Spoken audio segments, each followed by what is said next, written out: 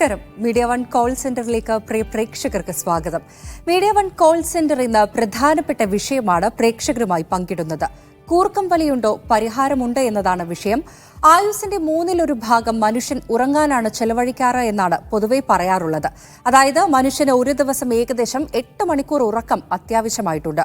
ഉന്മേഷത്തിനും നല്ല മാനസികാവസ്ഥയ്ക്കും ആരോഗ്യകരമായ ഉറക്കം സുപ്രധാനമാണ് താനും. എന്നാൽ ഉറക്കത്തിനിടയിൽ കൂർക്കം വലിച്ചുറങ്ങാത്തവർ കുറവായിരിക്കും. എന്നാൽ സ്ഥിരമായുള്ള കൂർക്കം വലി ശ്രദ്ധിക്കേണ്ടതാണ്. അത് ഉറക്കത്തെ മാത്രമല്ല ബാധിക്കുക, രോഗങ്ങളുടെ കൂടി സൂചനയാണ്. അതുകൊണ്ട് തന്നെ നിസ്സാരമായി കാണേണ്ട ഒന്നല്ല കൂർക്കം വലി എന്ന് നിസ്സംശയം പറയാം. അതിന് കൃത്യമായി ചികിത്സ തേടേണ്ടതുണ്ട്. ഈ വിഷയത്തെക്കുറിച്ച് സംസാരിക്കാൻ കോൾ സെന്ററിൽ ഇന്നുള്ളത് ഡോക്ടർ ബിജിരാജ് വി ആണ്.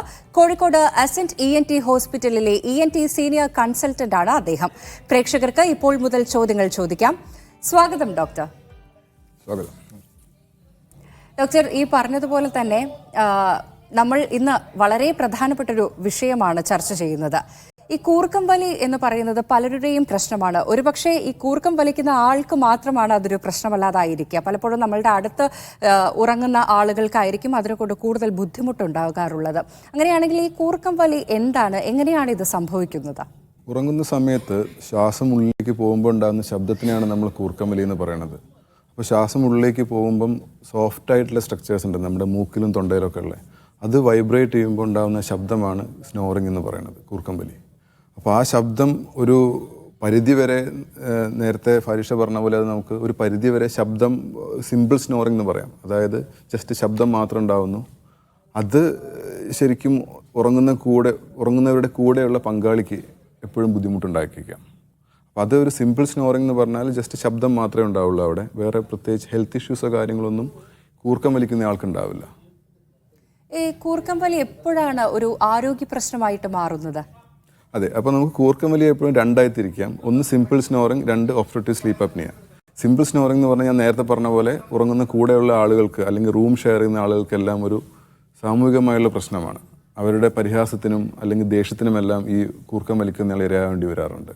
പ്രത്യേകിച്ച് ഗൾഫിലൊക്കെ ഡോർമെറ്ററി ഒക്കെ ഷെയർ ചെയ്യുമ്പോൾ ഇങ്ങനത്തെ ഒരു ഇഷ്യൂസ് പലപ്പോഴും പേഷ്യൻസ് പറയാറുണ്ട്. സെക്കൻഡാണ് നമ്മുടെ ആരോഗ്യ പ്രശ്നമായിട്ട് കൂർക്കം വലിക്കുന്ന ആൾക്ക് പ്രശ്നം ഉണ്ടാകുന്നത് ഒബ്സ്ട്രക്റ്റീവ് സ്ലീപ്പ് അപ്നിയ എന്ന ഒരു അസുഖത്തിലാണ്. ഒബ്സ്ട്രക്റ്റീവ് സ്ലീപ്പ് അപ്നിയയിൽ നമ്മൾ ശ്വാസം ഉള്ളിലേക്ക് വലിക്കുമ്പോൾ ഈ കൂർക്കം വലിക്കുന്ന ആൾക്ക് ശ്വാസം ഇടയ്ക്ക് നിന്ന് പോകും. അങ്ങനെ നിന്ന് പോകുമ്പോൾ കറക്റ്റായിട്ടുള്ളൊരു ഓക്സിജൻ നമ്മുടെ ശരീരത്തിനകത്തേക്ക് കിട്ടാതിരിക്കുകയും അതുവഴി പല പ്രശ്നങ്ങളും ഉണ്ടാവുകയും ചെയ്യും. ഡോക്ടർ, നമുക്കൊരു കോളർ ഉണ്ട്. മുംതാസ് ആണ് വിളിക്കുന്നത്, അരീക്കോട് നിന്ന്. മുംതാസ്, ഡോക്ടറോട് ചോദിക്കാം. സാർ, ഞാൻ അരീക്കോട് കീഴുപറമ്പെന്നാണ്. മുംതാസ് ആണ്.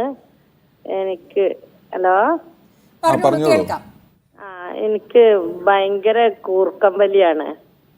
പിന്നെ കൂർക്കം വലി വെച്ചാല് വീട്ടില് ഇങ്ങനെ ആരെ വന്നാലും മക്കൾക്കൊക്കെ എന്റെ കൂർക്കം വലി ഭയങ്കര ശല്യമാണ്. വെറുതെ കസാലയിൽ ഇരുന്ന് ഒന്ന് കണ്ണ് മാളുകയാണെങ്കിലും അത് ഭയങ്കര സൗണ്ട് എടുത്തോണ്ട് വിട്ടിട്ട് നിക്കുക. അങ്ങനെ ഭയങ്കര ശല്യം. എനിക്ക് 43 വയസ്സ്. അമിതമായ വണ്ണമൊക്കെ ഉള്ള ആളാണോ? അത്യാവശ്യം ഒരു 66 കിലോനൊക്കെ ഉണ്ട് ആള്. വേറെ എന്തെങ്കിലും ആരോഗ്യ പ്രശ്നങ്ങൾ, പ്രഷർ, ഷുഗർ അങ്ങനെ എന്തെങ്കിലും? എനിക്ക് ഇപ്പൊ തൈറോയിഡിന്റെ പ്രശ്നമുണ്ട്. ഇപ്പൊ ചെറുതായിട്ടൊരു ഷുഗറിന്റെ പ്രശ്നമുണ്ട്. ഗുളികൊന്നും കുടിക്കണ്ട, നിയന്ത്രിച്ചാ മതി എന്ന് പറഞ്ഞു. ഇപ്പൊ ഒരു 2-3 മാസമായിട്ടാണ് ഷുഗറിന്റെ പ്രശ്നം കണ്ടത്. അങ്ങനെ എനിക്ക് ഇങ്ങനെ ഭയങ്കര തണുപ്പും ഭയങ്കര കോറലും ഒക്കെ ഉണ്ടായിട്ട് ഇവിടെ അടുത്തൊരു ഹോസ്പിറ്റലിൽ കൊണ്ടുപോയി. പ്രഷറിന്റെ പ്രശ്നമുണ്ട് കേട്ടോ. തൈറോയിഡിന് മരുന്ന് കഴിക്കുന്നുണ്ടോ? കഴിക്കുന്നുണ്ട്. ഇപ്പൊ 3 മാസമായിട്ട് കഴിക്കുന്നുണ്ട്. 3 മാസമായിട്ട്. അപ്പം തടിയൊക്കെ കുറഞ്ഞിട്ടുണ്ടോ? ഇപ്പൊ 70-ന്റെ അടുത്തുള്ള ആളാണ് ആയിരുന്നു. ഇപ്പൊ ഒരു 46 ആയിണ്. വ്യായാമൊക്കെ ചെയ്യുന്ന ആളാണ്? വ്യായാമം അന്നാ കുറച്ച് നടന്നിന്, ഇപ്പൊ നടക്കലില്ല. ഇപ്പൊ ഒരു 1.5 മാസമായിട്ട് നടത്തത്തിന് വ്യായാമത്തിനൊന്നും നിൽക്കുകയില്ല. വീട്ടിൽ തന്നെ കുറെ ജോലി ഉള്ളതുകൊണ്ട്, നോമ്പൊക്കെ ആയതുകൊണ്ട് പൈന നിൽക്കലില്ല. വ്യായാമം പറഞ്ഞിനോട് ആ ഡോക്ടർ. അപ്പൊ ഞാൻ നേരത്തെ പറഞ്ഞ പോലെ ഈ ഒരു കൂർക്കം വലി ഉള്ള ആളുകൾക്ക് അത് എന്ത് തരത്തിലുള്ള കൂർക്കം വലിയാണെന്ന് കണ്ടുപിടിക്കണം ആദ്യം. അതായത് ശ്വാസം നിന്ന് പോകുന്നുണ്ടോ അതോ ജസ്റ്റ് ശബ്ദം മാത്രമാണോ ഉള്ളത്? ശബ്ദം മാത്രമാണെന്ന് വെച്ചാൽ നമുക്ക് കുറച്ച് എക്സസൈസും കാര്യങ്ങളൊക്കെ ചെയ്ത് കുറച്ചൊന്ന് തടിയൊക്കെ കൺട്രോൾ ചെയ്താൽ ചിലപ്പോൾ ഇതൊന്ന് കുറഞ്ഞു വന്നേക്കാം. ഓക്കെ, അല്ല ഒരു ശ്വാസമൊക്കെ നിന്ന് പോകുന്ന അവസ്ഥ ഉണ്ടെന്ന് വെച്ചാൽ അതിന്റെ ബാക്കിയുള്ള ടെസ്റ്റും കാര്യങ്ങളൊക്കെ ചെയ്തിട്ട് എത്രത്തോളം തീവ്രമാണ് നിങ്ങളുടെ സ്നോറിംഗ് എന്നുള്ളത് കണ്ടുപിടിക്കേണ്ട അത്യാവശ്യമാണ്. അതിനുശേഷം അതിന് ചികിത്സ എടുക്കേണ്ടതാണ്. ഒരു ഹോസ്പിറ്റൽ സാറിന് വന്ന് കാണുന്നതിന് വേണ്ടിയല്ലേ? അതെ, വന്ന് കണ്ടിട്ട് നമ്മൾ കുറച്ച് ടെസ്റ്റുകളൊക്കെ ചെയ്ത് നോക്കിയിട്ടാണ് അത് തീരുമാനിക്കുന്നത്. തീരുമാനിക്കാൻ പറ്റുമോ? അതെ, ഓക്കെ. ഓക്കെ, നന്ദി മുംതാസ്. ഡോക്ടർ, നമ്മൾ പറഞ്ഞു, ഈ ഡോക്ടർ ഇപ്പം എപ്നിയയെ കുറിച്ച് പറഞ്ഞു. എന്താണ് ആക്ച്വലി ഈ എപ്നിയ എന്ന് പറയുന്നത്? അതിന്റെ ലക്ഷണങ്ങൾ എന്തൊക്കെയാണ്? ഇതിന്റെ രോഗനിർണയം നമുക്ക് എങ്ങനെയാണ് നടത്താൻ സാധിക്കുക? അപ്പം കൂർക്കം വലിക്കുന്നയാൾ ഉറങ്ങുന്ന സമയത്ത് അവരുടെ ഇൻ ബിറ്റ്വീൻ ശ്വാസം നിന്ന് പോകുന്നു. അങ്ങനെ ശ്വാസം നിന്ന് പോകുന്നു, പക്ഷേ ഉറങ്ങുന്ന ആൾ അറിയണ്ടാവില്ല, അവിടെ കൂടെയുള്ള പങ്കാളിയായിരിക്കും അറിയണ്ടാവുക. അപ്പം ഇൻ ബിറ്റ്വീൻ കൂർക്കം വലിച്ചിട്ട് ഒരു സമയത്തുമ്പോൾ അത് പോസ് ചെയ്യുന്നു, നിന്നിട്ടൊരു 10 സെക്കൻഡോ 15 സെക്കൻഡോ കഴിയുമ്പോൾ പെട്ടെന്ന് അദ്ദേഹം വീണ്ടും സ്നോറിങ് സ്റ്റാർട്ട് ചെയ്യും. അങ്ങനെ ഇടയ്ക്കിടയ്ക്ക് വരുന്ന സമയത്ത് നമുക്ക് കറക്റ്റായിട്ടുള്ളൊരു നമുക്ക് ഓക്സിജൻ നമ്മുടെ ശരീരത്തിലേക്ക് എത്താതിരിക്കുന്ന അവസ്ഥയാണ്. അങ്ങനെ എത്താതിരിക്കുമ്പോൾ അവരുടെ തലച്ചോറിനും ഹാർട്ടിനും എല്ലാം അത് ഭയങ്കര സ്ട്രെസ്സ് കൂടും. സ്ട്രെസ്സ് കൂടുന്നത് വഴി ഈ പറഞ്ഞ പോലെ ഹാർട്ട് ഡിസീസുകൾ, ഹാർട്ട് അറ്റാക്ക്, അല്ലെങ്കിൽ പ്രമേഹം, pressure, stroke, even sudden death വരെ സംഭവിക്കാൻ ഒരു സാധാരണ ആളെക്കാട്ടും ഏകദേശം 60% ചാൻസ് ഇങ്ങനെ അപ്നിയുള്ള ആളുകൾക്ക് കൂടുതലാണ്. ഓക്കെ, ഇപ്പം നമുക്ക് കുറച്ച് നേരത്തെ വിളിച്ച മുംതാസ് എന്ന പ്രേക്ഷക ചോദിച്ചതുപോലെ ഈ തൈറോയിഡ് ഒരു പരിധിവരെ കൂർക്കം വലിക്ക് കാരണമായിട്ടുണ്ടോ? തൈറോയിഡ്, ഹൈപ്പോതൈറോയിഡിസം, തൈറോയിഡ് ഹോർമോൺ കുറയുന്ന അവസ്ഥയിൽ നമുക്ക് ശരീരത്തിൽ തടി മണ്ണെല്ലാം കൂടുകയും അതുവഴി, കാരണം വണ്ണം കൂടുക എന്നുള്ളത് എപ്പോഴും ഒരു സ്നോറിങ്ങിന് വളരെ മെയിനായിട്ടുള്ളൊരു കാരണമാണ്. അപ്പം അങ്ങനെ തൈറോയിഡ് പ്രോബ്ലംസ് നമുക്ക് സ്നോറിങ് ഉണ്ടാക്കാം. ഓക്കെ, ഈ നമ്മൾ ദിവസേന ചെയ്യുന്ന വ്യായാമങ്ങൾ, അത്തരത്തിലുള്ള കാര്യങ്ങൾ ഈ കൂർക്കം വലിയെ കുറയ്ക്കുന്നതിന് എത്രത്തോളം സഹായകരമാണ്? ഞാൻ നേരത്തെ പറഞ്ഞ പോലെ ഈ നമ്മുടെ സ്നോറിങ്ങിനകത്ത് മെയിനായിട്ടുള്ളൊരു കാരണം അമിതവണ്ണമാണ്. അപ്പം എപ്പോഴും ഇപ്പം നമ്മൾ ഈ ഫോണും കാര്യങ്ങളൊക്കെ ആയിട്ട് സെഡൻഡറി ലൈഫ്, ഫുൾ ടൈം ഫോണിന് മുമ്പിലിരിക്കുന്നു, ടി വിയുടെ മുമ്പിലിരിക്കുന്നു, കാറിൽ കയറുന്നു, ഓഫീസിൽ പോകണം, അവിടെ ഇരിക്കണം, തിരിച്ചിതേപോലെ റിപ്പീറ്റ്. അതിനകത്ത് നമുക്കൊരു വ്യായാമം കാര്യങ്ങളൊന്നും നടക്കുന്നില്ല. നമുക്ക് ഈ ഉത്തരത്തിലേക്ക് മടങ്ങി വരാമെന്ന് തോന്നുന്നു. ഇപ്പോൾ നമുക്ക് മാഹിയിൽ നിന്നൊരു കോളർ ഉണ്ട്. സിറാജ് ആണ് വിളിക്കുന്നത്. സിറാജ്, ഡോക്ടറോട് സംസാരിക്കാം. ഹലോ, ചോദിച്ചോളൂ സിറാജ്. സാർ, ഞാൻ മാഹിന്ന് വിളിക്കുകയാണ്. പറയൂ. എനിക്ക് രാത്രിയായാലും ഭയങ്കര കൂർക്കം വലി.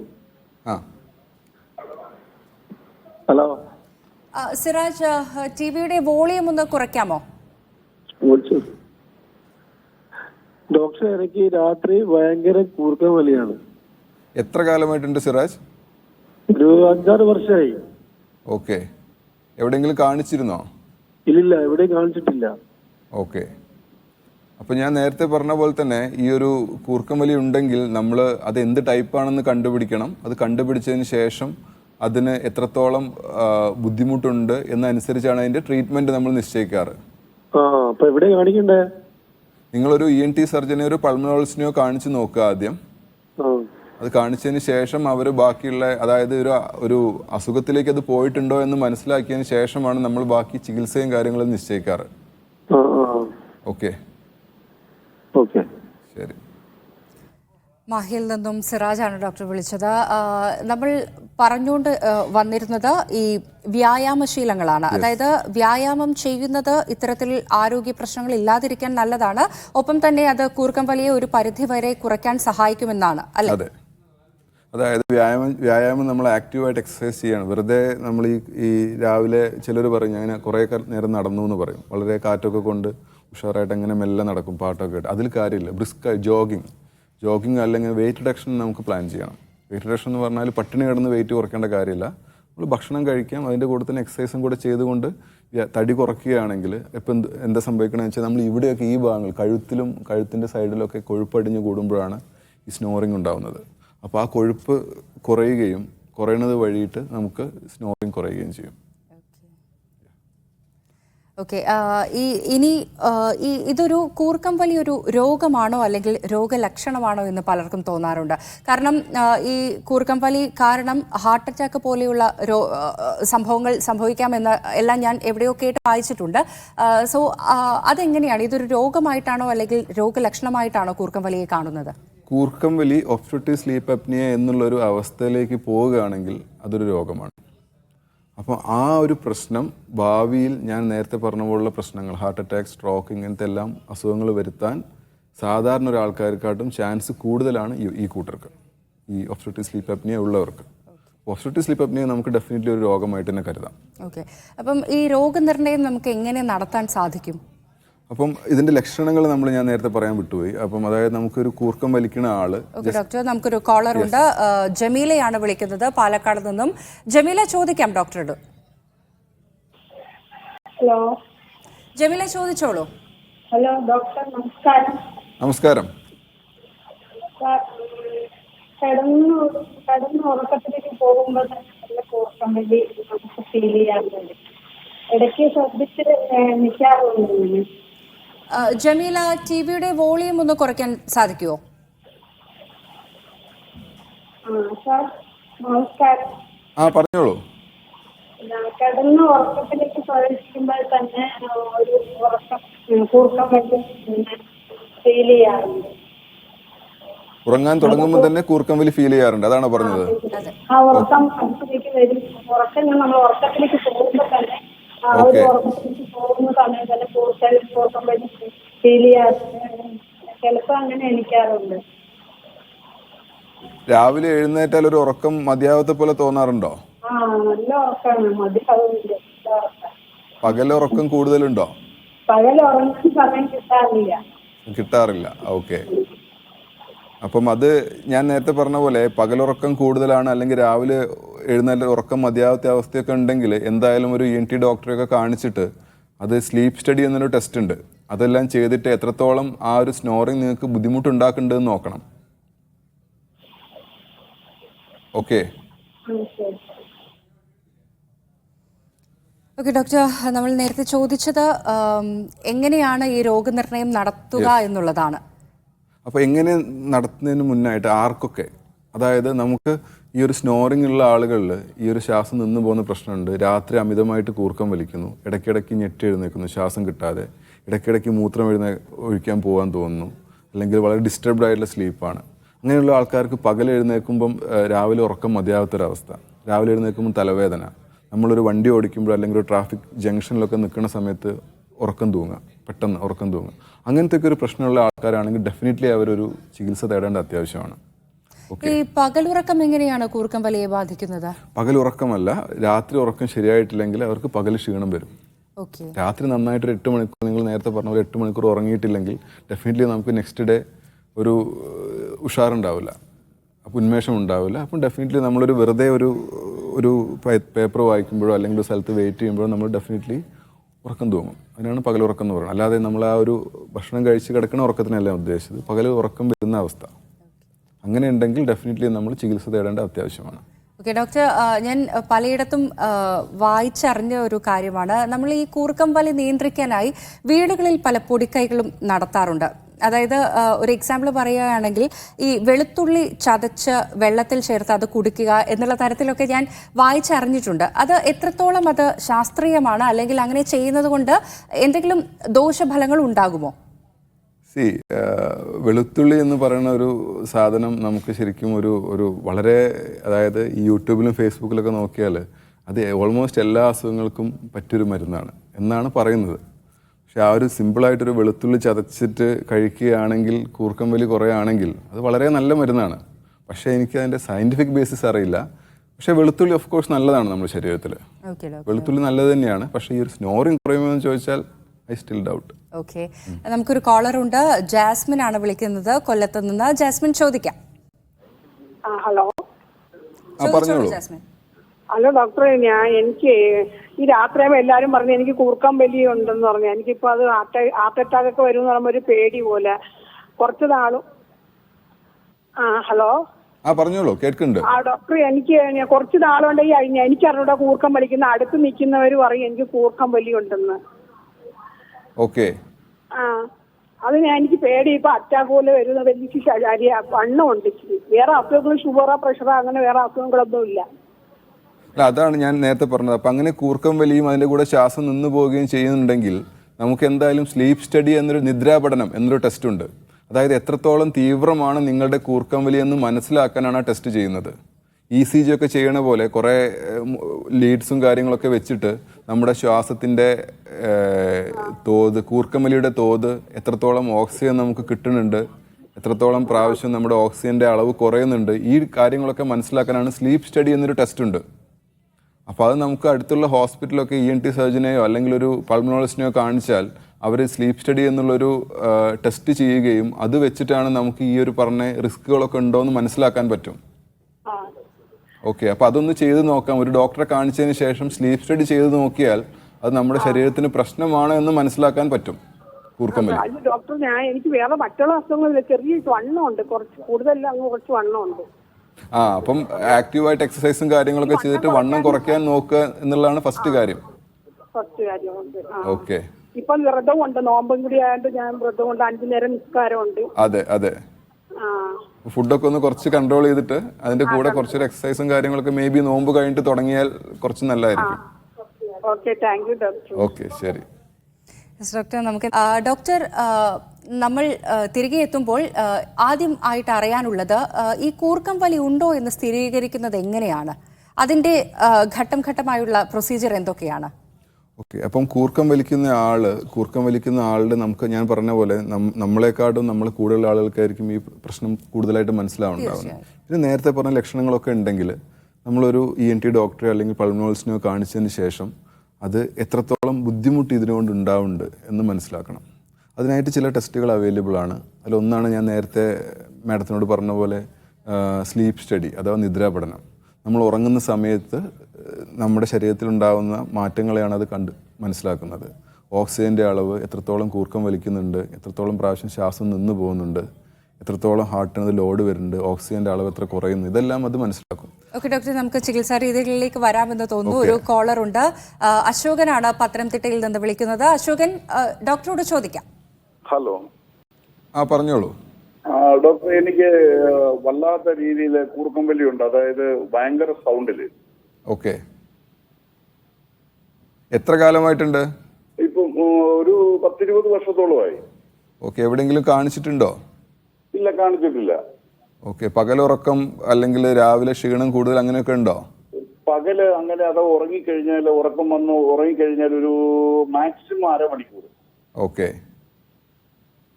അപ്പം ഞാൻ നേരത്തെ പറഞ്ഞ പോലെ ശ്വാസം നിന്ന് പോകുന്ന പോലൊക്കെ ഒരു അവസ്ഥ ഉണ്ടെങ്കിൽ എന്തായാലും അതിന് ചികിത്സ തേടേണ്ട അത്യാവശ്യമാണ്. അപ്പം അടുത്തുള്ളൊരു ENT ഡോക്ടറെയോ അല്ലെങ്കിൽ പൾമോളജിസ്റ്റിനെയോ കാണിച്ചതിന് ശേഷം ഈ പറഞ്ഞ ടെസ്റ്റുകളെല്ലാം ചെയ്ത് നോക്കിയാൽ എത്രത്തോളം ബുദ്ധിമുട്ട് അതുകൊണ്ട് ഉണ്ടാവേണ്ടത് നമുക്ക് മനസ്സിലാക്കാം. എന്നിട്ട് അതിനുള്ള ചികിത്സകൾ, കറക്റ്റായിട്ടുള്ള ചികിത്സകൾ എടുക്കാനുള്ളതാണ്. ഓക്കെ, ഇത് നമ്മൾ എവിടെയാണ് ചികിത്സ? ഒന്നിക്കലൊരു ENT ഡോക്ടറെ കാണിക്കാം. ഇതിനായിട്ട് ട്രെയിൻഡ് ആയിട്ടുള്ള ആൾക്കാരുണ്ടാവും. അല്ലെങ്കിൽ നമുക്ക് പൾമണോളജി ഡോക്ടർമാരെ കാണിച്ചാൽ, നെഞ്ചുരോഗത്തിന്റെ ഡോക്ടർമാരെ കാണിച്ചാൽ അവർ അതിന്റെ ബാക്കി നിങ്ങൾക്ക് അതിന്റെ കാര്യങ്ങൾ പറഞ്ഞു തരും. ഞാൻ കുറച്ചു കാലം വെളിയിലായിരുന്നു. അപ്പൊ എന്റെ ഒരു കൂട്ടുകാരുണ്ട്, കൊല്ലത്ത് ഉള്ള ഒരു ഡോക്ടറുണ്ട്, രാജേഷ് ഡോക്ടർ. അദ്ദേഹം, ഞങ്ങള് അപ്പുറം ഇപ്പുറം റൂമിലായിരുന്നു. അപ്പൊ അദ്ദേഹം എന്നോട് പറഞ്ഞു, ഞാനിപ്പോ കൂർക്കം വലിയുടെ കാര്യം പറയുമ്പോഴത്തേന് പുള്ളിക്കാരൻ പറഞ്ഞു, ഇതിലൊന്നും പോയി തല വെക്കരുത്, അത് വലിയ വിഷയമാവുമെന്ന് പറഞ്ഞായിരുന്നു എന്റെ കൂട്ടുകാരന് ഡോക്ടർ. അതിന്റെ സങ്കടം എന്താന്ന് വെച്ചാൽ ഉറങ്ങുന്ന ആൾക്കും അവരെ കൂടെ കിടക്കുന്ന ആൾക്കും അതിന്റെ ബുദ്ധിമുട്ട് അറിയുള്ളൂ. അതെ, തീർച്ചയായിട്ടും ഭയങ്കര വലിയ അടുത്ത് കിടക്കാൻ ബുദ്ധിമുട്ടാണ്. അതാണ്. ഓക്കെ, ഇത് ഫലപ്രദമായ ചികിത്സയുണ്ടോ ഇതിന്?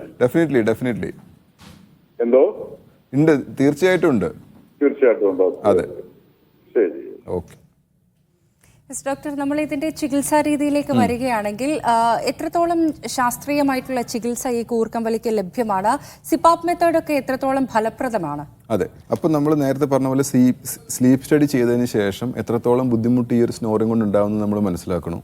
അതിനുശേഷം നമുക്കൊരു എൻഡോസ്കോപ്പിക് ഇവാലുവേഷൻ, അതായത് ഫ്ലെക്സിബിൾ ആയിട്ടുള്ള എൻഡോസ്കോപ്പ് നമ്മൾ മൂക്കിലൂടെയും തൊണ്ടയിലൂടെയും കടത്തി വിട്ടിട്ട് എവിടെയെങ്കിലും തടസ്സങ്ങളുണ്ടോ എന്ന് മനസ്സിലാക്കാൻ പറ്റും. അങ്ങനെ ഒരു തടസ്സം കാര്യങ്ങൾ കാണുകയാണെങ്കിൽ നമുക്ക് പിന്നെ ചികിത്സാ രീതികൾ 2 എണ്ണമാണുള്ളത്. ഒന്ന് നിങ്ങൾ പറഞ്ഞ പോലെ CPAP, അതായത് പിന്നെ ഒരു മാസ്ക് പോലത്തെ ഒരു ഉപകരണത്തിൻ്റെ കൊണ്ടുള്ളൊരു ട്രീറ്റ്മെൻറ്റാണിത്. പിന്നെ ഉള്ളത് സർജിക്കൽ രീതികൾ. അപ്പോൾ നമുക്കിങ്ങനെ സ്ലീപ്പ് സ്റ്റഡിനകത്ത് പ്രശ്നം തോന്നുന്ന ആൾക്കാർക്ക് നമ്മളൊരു എൻഡോസ്കോപ്പിലും കുറച്ച് തടസ്സങ്ങൾ മനസ്സിലാക്കുകയാണെങ്കിൽ നമുക്ക് 2 ഓപ്ഷൻസ് അവർക്ക് കൊടുക്കാം. ഒന്നുകിൽ ഈ CPAP പോലുള്ള സാധനങ്ങൾ, അല്ലെങ്കിൽ സർജിക്കൽ രീതികൾ. അപ്പോൾ CPAP ആണ് ഓപ്റ്റ് ചെയ്യണമെന്ന് വെച്ചാൽ നമ്മൾ ഉറങ്ങുന്ന സമയത്ത് ഒരു മാസ്ക് പോലത്തെ ഉപകരണം വെച്ചിട്ട് കിടക്കുകയാണ് ചെയ്യുന്നത്.